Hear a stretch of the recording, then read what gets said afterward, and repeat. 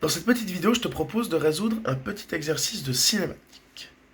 Donc dans cet exercice, on nous fournit l'équation horaire de vitesse d'un mobile, et on nous dit que voilà, la vitesse en fonction du temps, elle est égale à 3 cos de 2t.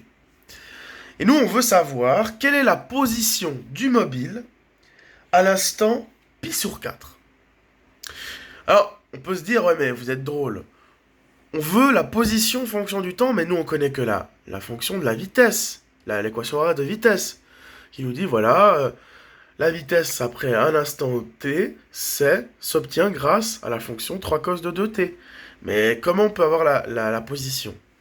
Eh bien pour savoir ça, il faut comprendre déjà une notion qui est fondamentale en cinématique, c'est que la vitesse en fait c'est la dérivée de la position par rapport au temps. D'accord? Donc du coup, c'est très simple en fait. Parce que si l'on connaît la vitesse et que l'on cherche donc l'équation horaire de position, finalement on cherche une fonction dont la dérivée est connue. Parce que la dérivée de la position en fonction du temps, c'est la vitesse. Donc finalement on cherche une primitive à la vitesse, à la fonction qui donne la vitesse. Hein, c'est l'inverse de la dérivée. On sait que la dérivée de la vitesse par rapport au temps, enfin la dérivée de la position par rapport au temps, c'est égal à la vitesse. Voilà. Donc du coup là on cherche une fonction dont la dérivée est cette fonction-là. Donc on va devoir intégrer, on va devoir déterminer une primitive à cette fonction-là. Donc on intègre, hein, donc l'équation horaire de la position, c'est donc, on fait la primitive de v de t, donc on fait la primitive de ceci. Alors là déjà la constante qui est devant le cos, je l'ai mis devant parce que elle n'intervient pas dans notre calcul de primitive. Enfin je veux dire la constante. On sait que quand on dérive une constante, quand on a une fonction fois une constante, la dérivée, c'est la constante fois la dérivée de la fonction. Donc, ça va dans les deux sens. La constante, on peut s'en affranchir de façon temporaire et puis la mettre à la fin.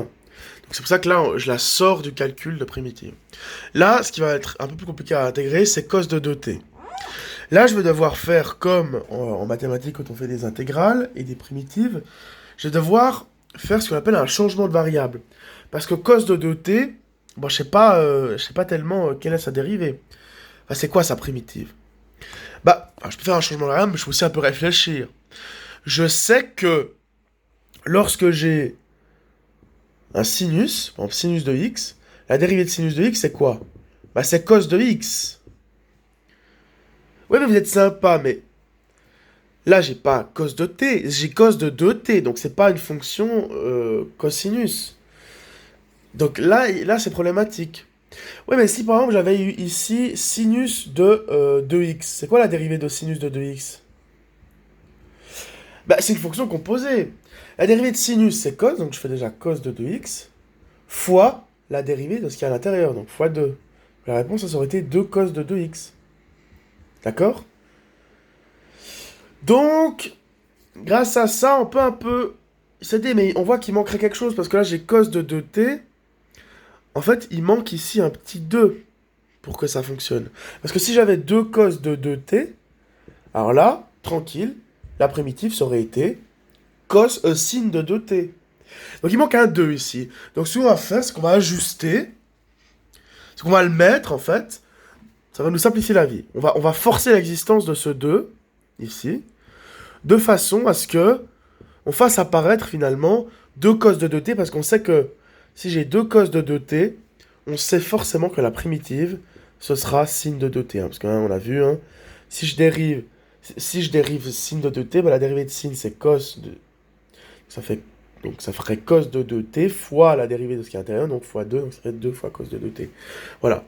Évidemment, j'ai pas le droit de laisser l'égalité comme ça. Si je rajoute un 2, hein, il faut évidemment ajuster, donc en divisant par 2 devant.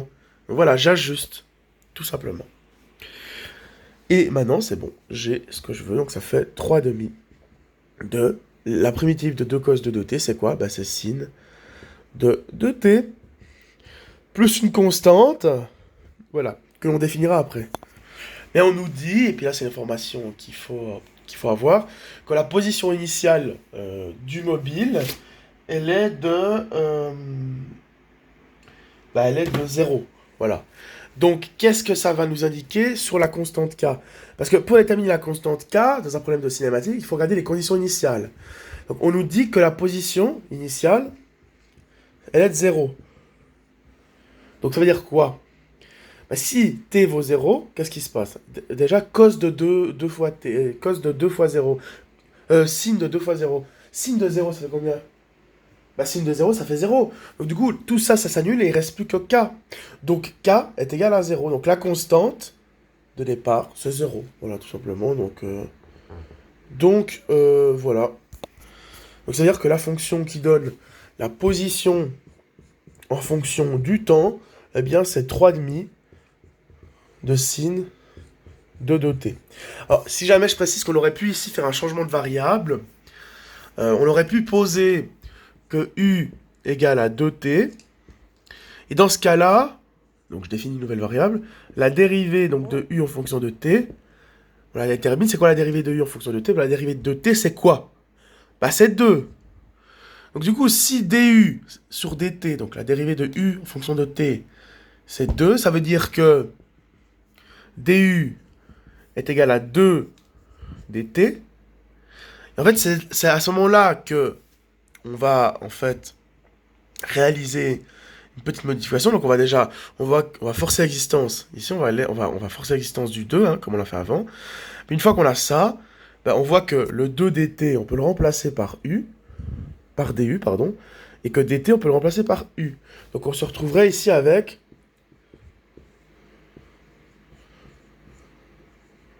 ceci. Alors dire à quoi ça change? Ben, parce que je sais que la primitive de cos, c'est sin. Donc j'aurai 3,5 de sin de u. Plus k.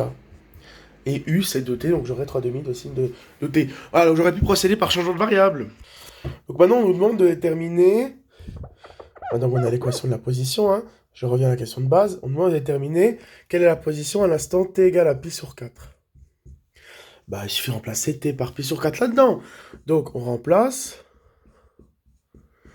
Ça nous fait donc 3,5 fois sinus de 2 fois pi sur 4. Donc finalement, 3,5 fois sin de pi sur 2. Et bah, sin de pi sur 2, ça vaut 1. Donc 1 fois 3,5. Qu'est-ce que ça nous fait? Bah, ça nous fait 3,5.